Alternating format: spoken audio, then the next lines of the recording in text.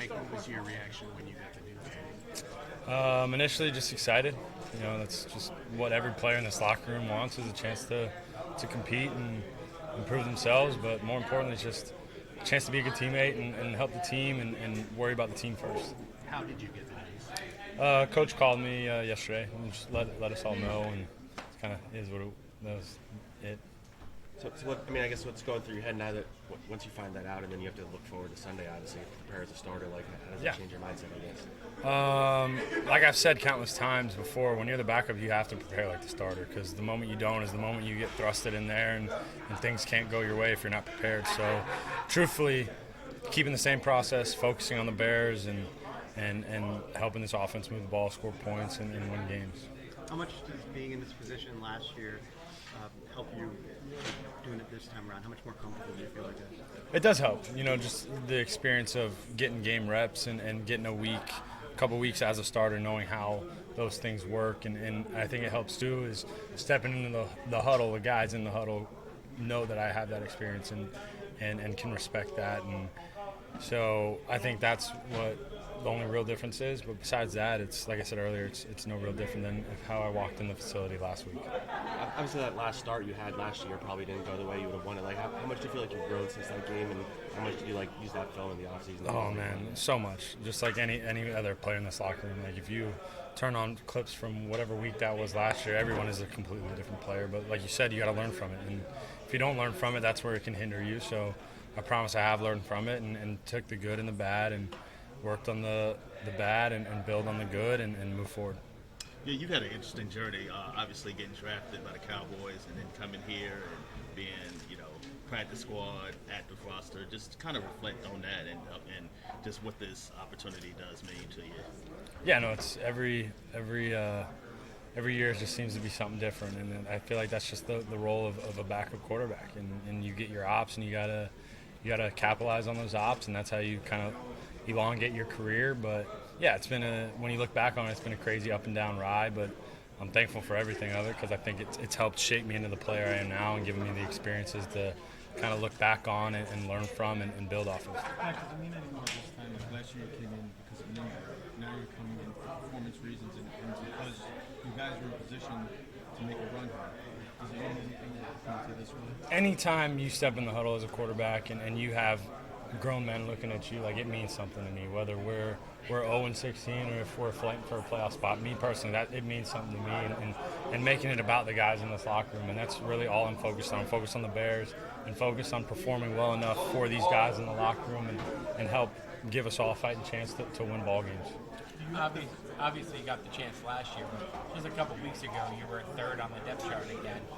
Did you ever wonder if this opportunity was going to come again?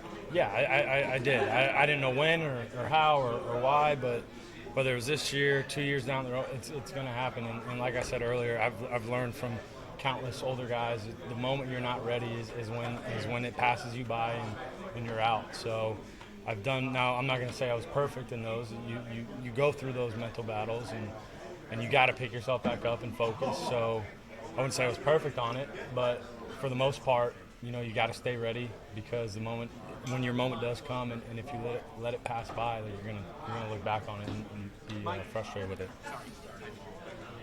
You mentioned the growth and improvement you've seen on the team as a whole.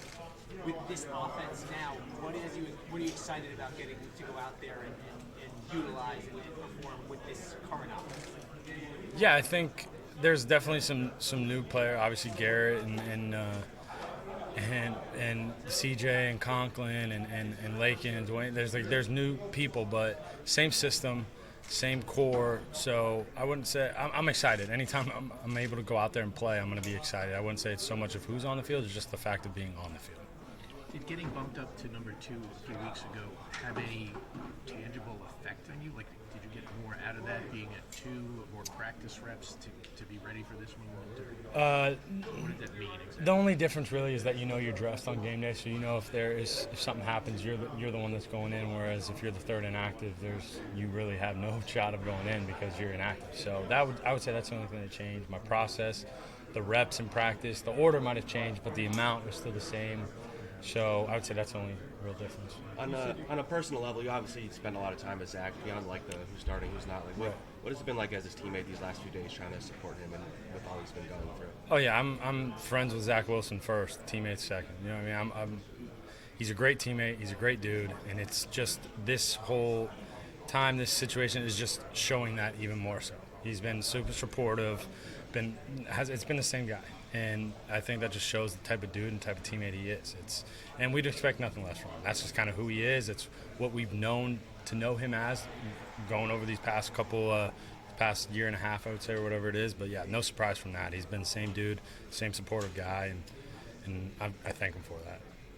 You've had fans who were calling your name, cheering for you to go in the game. What do you say to those who've been supporting you throughout?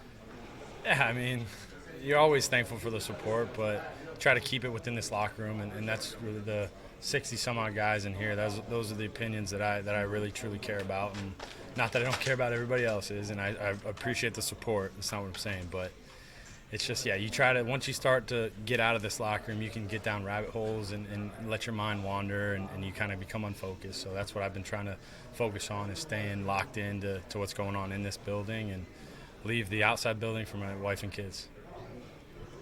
Mike, given that, you know, people are expecting you to come in and help this offense, do you have to kind of fight that urge to be a quote-unquote savior, where this offense has struggled, now you're coming in to spark the offense? Right. I think anytime, football is the ultimate team sport, right?